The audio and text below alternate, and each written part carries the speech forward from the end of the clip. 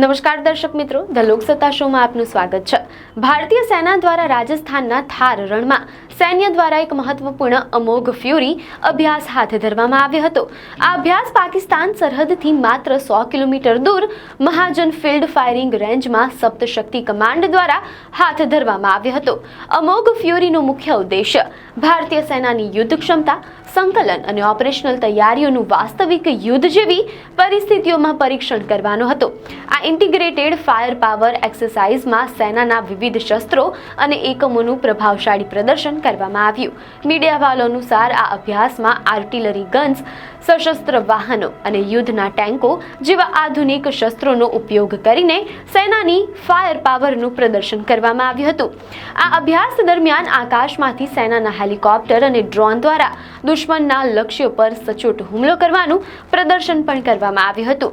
આ ઓપરેશનલ તૈયારીઓમાં હવાઈ સુરક્ષા, દુશ્મન પર સચોટ પ્રહાર અને બહુસ્તરીય હુમલાઓનું સંકલન પણ સામેલ હતું। આ અભ્યાસનો મુખ્ય હેતુ સૈન્યની તમામ શાખાઓ, પાયદળ, આર્ટિલરી, મિકેનાઇઝ્ડ ઇન્ફેન્ટ્રી અને એર ડિફેન્સ વચ્ચેનું સંકલન વધુ મજબૂત બનાવવાનો હતો।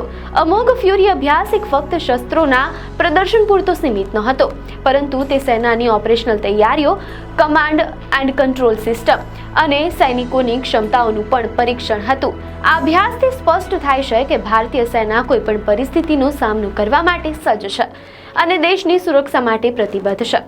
આ અભ્યાસ એક મજબૂત સંદેશો પણ પાઠવે છે કે ભારતીય સેના તેની સરહદોનું રક્ષણ કરવા માટે સતત તૈયાર છે। અમોઘ ફ્યુરી અભ્યાસમાં ભારતીય સેનાના અનેક અત્યાધુનિક શસ્ત્રો અને વ્યૂહાત્મક પ્રણાલીઓને સામેલ કરવામાં આવી હતી। મીડિયા અહેવાલો અનુસાર આ અભ્યાસમાં યુદ્ધ ટેન્કો, પાયદળ, લડાયક વાહનો અને હુમલો હેલિકોપ્ટરો જેવી શક્તિશાળી પ્રણાલીઓનો ઉપયોગ કરવામાં આવ્યો હતો। યુદ્ધ ટેન્કો અને પાયદળ લડાયક વાહનો ICBS આ અભ્યાસમાં સેનાએ T-19 અને T-72 ટેન્કો જેવા યુદ્ધ ટેન્કો અને BMP-2 જેવા પાયદળ લડાયક વાહનોનો ઉપયોગ કર્યો। સૈનિકોની ઝડપી તૈનાતી, આક્રમક ગ્રાઉન્ડ ઓપરેશન્સ અને દુશ્મનના લક્ષ્યો પર સચોટ પ્રહાર કરવા માટે આ વાહનોનો ઉપયોગ કરવામાં આવ્યો હતો। હુમલો હેલિકોપ્ટરો, અટેક હેલિકોપ્ટર્સ આકાશમાંથી દુશ્મનના લક્ષ્યો પર સચોટ હુમલો કરવા માટે ઉપયોગ કરાયેલા હુમલા હેલિકોપ્ટરોએ ઓપરેશનલ તૈયારીઓમાં મહત્વપૂર્ણ ભૂમિકા ભજવી હતી। લાંબા અંતરની તોપખાના પ્રણાલીઓ, આ અભ્યાસમાં બોફોર્સ અને ધનુષ જેવી તોપખાના પ્રણાલીઓનો ઉપયોગ કરવામાં આવ્યો હતો। આ પ્રણાલીઓ લાંબા અંતરથી દુશ્મન પર પ્રહાર કરવાની ક્ષમતા ધરાવે છે અને યુદ્ધના મેદાનમાં નિર્ણાયક સાબિત થઈ શકે છે। ડ્રોન અને સર્વેલન્સ સિસ્ટમ, આધુનિક યુદ્ધમાં ડ્રોનનો ઉપયોગ અત્યંત મહત્વપૂર્ણ છે। આ અભ્યાસમાં ડ્રોનનો ઉપયોગ દુશ્મનની ગતિવિધિઓ પર નજર રાખવા, સર્વેલન્સ કરવા અને હુમલો કરવા માટે પણ કરવામાં આવ્યો હતો। આ અભ્યાસ દરમિયાન ભારતીય સેનાએ સૈનિકોની ઝડપી તૈનાતી, આક્રમક જમીની કાર્યવાહી અને સંયુક્ત કાર્યવાહી હેઠળ અનેક યુદ્ધ અભ્યાસ કર્યો છે, જે સેનાની યુદ્ધ સજ્જતા અને સંકલનનું પ્રતીક છે। અમોઘ ફ્યુરી અભ્યાસની સૌથી અગત્યની વિશેષતાઓમાંની એક એ છે કે તેમાં નેટવર્ક આધારિત સંચાર, કમાન્ડ અને કંટ્રોલ માળખા તેમજ વાસ્તવિક સમયની દેખરેખ અને લક્ષ્ય નિર્ધારણ પ્રણાલીઓનો વ્યાપક ઉપયોગ કરવામાં આવ્યો। ડિજિટલ સંચાર, આ અભ્યાસમાં યુદ્ધના મેદાનમાં સેનાના વિવિધ એકમો વચ્ચે ઝડપી અને સુરક્ષિત માહિતીનું આદાન પ્રદાન કરવા માટે અદ્યતન ડિજિટલ સંચાર પ્રણાલીઓનો ઉપયોગ કરવામાં આવ્યો। આનાથી યુદ્ધના મેદાનમાં કમાન્ડરોને વાસ્તવિક સમયની માહિતી મળી રહે છે, જેના આધારે તેઓ ઝડપી અને સચોટ નિર્ણયો લઈ શકે છે।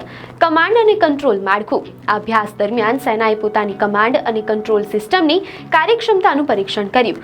આ સિસ્ટમ્સ દ્વારા યુદ્ધના મેદાનમાં તમામ એકમોનું સંકલન કરવું અને તેમને એક જ લક્ષ્ય માટે કાર્યરત કરવા શક્ય બને છે। આનાથી યુદ્ધ દરમિયાન ગૂંચવણ ટાળી શકાય છે અને કાર્યવાહી વધુ અસરકારક બને છે।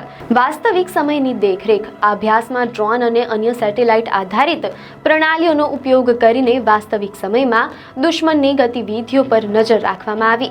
આ માહિતીને કમાન્ડ સેન્ટર સુધી પહોંચાડવામાં આવી, જેથી લક્ષ્યોને ઝડપથી અને સચોટ રીતે નિર્ધારિત કરી શકાય। આ અત્યાધુનિક ક્ષમતાઓના પરીક્ષણથી ભારતીય સેનાની આધુનિક યુદ્ધ ક્ષેત્રમાં ઉભરતા જોખમોનો અસરકારક રીતે સામનો કરવાની ક્ષમતા વધુ મજબૂત બની છે। આ અભ્યાસ સ્પષ્ટપણે દર્શાવે છે કે ભારતીય સેના માત્ર શારીરિક રીતે જ નહીં, પરંતુ ટેકનોલોજીના ક્ષેત્રમાં પણ સતત આગળ વધી રહી છે। આપને માહિતી સારી લાગી હોય તો વિડીયોને લાઇક અને શેર કરજો, ચેનલને સબસ્ક્રાઇબ કરજો।